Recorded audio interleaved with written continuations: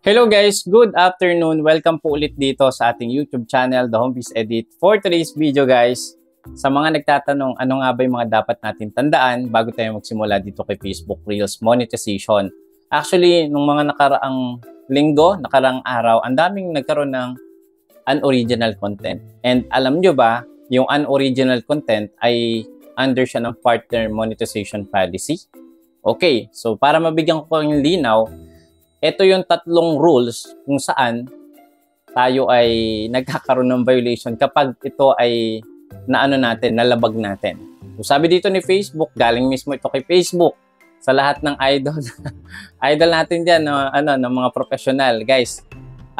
Again, disclaimer, ito po ay pawang sinishare ko lang yung mga experience at yung mga nag-gather natin na information.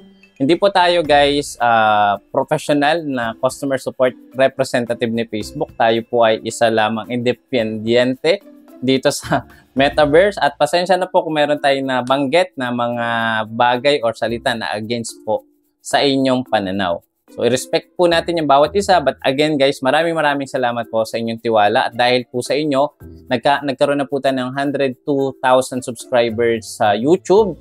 At sa Facebook naman po, meron tayong 415,000 followers sa Facebook. So, ngayon, ano pa hinihintay natin? Ituloy na natin ito.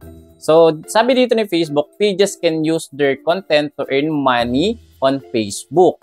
However, doing so require compliance with certain policies. Our monetization standard are broken down into 3 set of rules.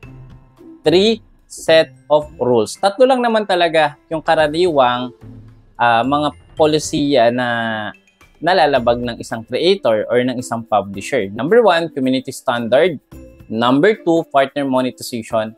And then yung number 3, yung content monetization policy. Hindi po automatically nalabag mo to, ang sasabihin na kagad natin, nagkaroon kasi ako ng partner monetization policy. Ang kailangan nating intindihin, ano nga ba yung laman ng partner monetization policy or content monetization or yung community standard policy. Okay? So, ngayon sa video na to, isa-share ko lang po yung pinaka-usual na nare-receive natin ng mga violation. Ito nga po yung sa partner monetization policy. Ready ka na ba? Tara, i-open na natin ito. Ayan. Guys, sa partner monetization policy, marami pong violation na under po dito. Okay? So, hindi lang po partner monetization, yun na yun. Kailangan nating himay-himayin yung mga video na na-upload na natin. Kailangan nating balikan. Ano ba yung na-upload natin nung isang linggo? Dati naman, wala akong violation, pero ngayon meron na. Dati naman, wala akong violation, pero nung gumamit ako ng music, dito, galing kay Facebook, nagkaroon na ako ng violation. So, paano nangyari yon? O, ibig sabihin, may nalabag talaga tayo na policy. So, sabi dito, number 1, para daw kumita tayo dito kay Facebook, dapat compliant. Tama po ba ako? Or comply tayo dito sa kanilang policy. Number 1, create content on eligible surface. Ito, at the time, monetization features are available to public content. Dapat lahat ng content natin ay naka-public, di ba? Even groups, content, feed. Ayan, so dapat kino-consume ito ng mga viewers organically. Okay, create content on eligible surface. Number 2, of course, dapat kung nasa Philippines ka, dapat yung country mo ay kasama sa monetization. And don't worry, yung Philippines ay kasama naman. Number 3, eto, follow our community standard. Medyo marami po itong community standard, guys, no?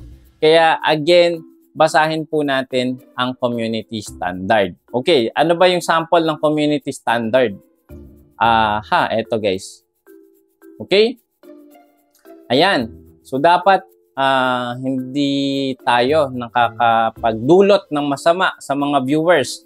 Community standard to everyone all around the world and to all types of content. Each section of community standard with policy rational set out of the aim of the policy followed by specific lines that outline. So, intindihin nyo na lang to guys. Medyo mahirap intindihin. Pero karaniwan naman talaga dito, bawal tayo mag-upload guys ng may violence or may criminal behavior. Alam nyo na.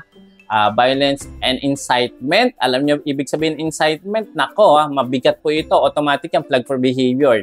Dangerous organization and individual coordinating human harm and promoting crime. Restricted goods and services. Okay, pansin nyo ba guys, nagkaroon din kayo ng violation sa ads. O, di ba? Nagkaroon kayo ng growth at risk. Ang karaniwang growth at risk natin, restricted goods and services. Tayo po ay nag-offer ng mga product services kay Facebook na against po sa goods and services po ni Facebook. Fraud and deception. Ito naman yung may mga clickbait, ayan yung may mga pinopromote tayo ng mga businesses na medyo, alam niyo, scammy, ganon. So, bawal din po pala yun. Safety. Ayan, dapat safety yung makakapanood. Walang suicide and self-injury, child sexual exploitation, abuse and nudity. Baka naman kasi yung content mo, halos kitang-kita na yung dibdib mo, lalong-lalo na sa mga girls na nagko-content, no? Lalong-lalo na yung may mga minor, be very careful, kung kayo ay may kasamang bata, dapat hindi umiiyak, dapat hindi nakikita yung mga sensitive parts, lalong-lalo na kung naliligo, huwag nyo na isama yun sa vlog nyo, guys, okay? So, may lamok, hindi ko nakikita. Ayan. Okay, sorry guys. Ayan, bullying and harassment. Naku, bawal din po ang bullying and harassment, ha. Ito ay automatically community standard. Automatically, pag naka-receive ka ng bullying and harassment, automatic po yan, demonetize ang inyong monetization. Okay? Meron ako guys na basa o napanood na video guys. Ayokong banggitin dito eh. May siya, discriminate na isang organization or isang entity na automatic yun, na notify si Facebook at wala, demonetize siya. So lalong-lalo na yung mga content nyo na nagpaparinig sa different content creator, ganito yung ginagawa niya. Nako, be very careful. Lalong-lalo na kung kukunin nyo yung clips tapos babanggitin nyo ng masasama o gagawin nyo ng kwento, ay be very careful. Baka magkaroon kayo ng bullying and harassment. Lalo na kung na-report po yung video. Human exploitation. Ayan. Privacy violation at marami pang iba. Objectionable content. Parang din to, bullying and harassment. Hate speech. Violent and graphic content. Huwag kayong mag-share ng may mga accident, yung may mga, alam nyo na, yung may mga patayan, yung mga ganun. Bawal yun ha. Okay, adult nudity and sexual activity, bawal po ito. Okay, bawal po ito guys. Huwag nyo nang i-upload iyan. Sexual solicitation, bawal din yan. Integrity and authenticity, ayan, di ba?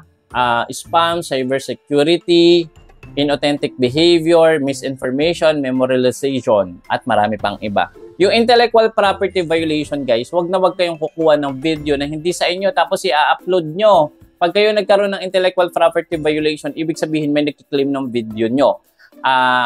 I-emphasize ko din dito yung spam. Ito, yung sa may integrity and authenticity. Yan pong spam, usually po, ito yung paggamit natin ng features ng Facebook kung saan nako-consume natin ito sa mabilis na oras. Wala nang interval, wala nang limitation. Sample nito guys, hindi ko sinasabing bawal ang follow to follow.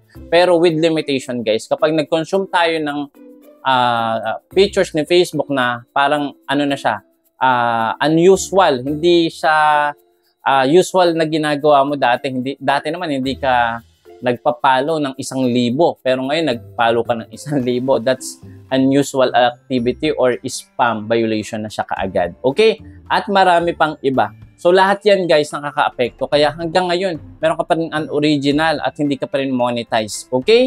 So follow our content monetization. Ina-emphasize po ng partner monetization policy. Ito.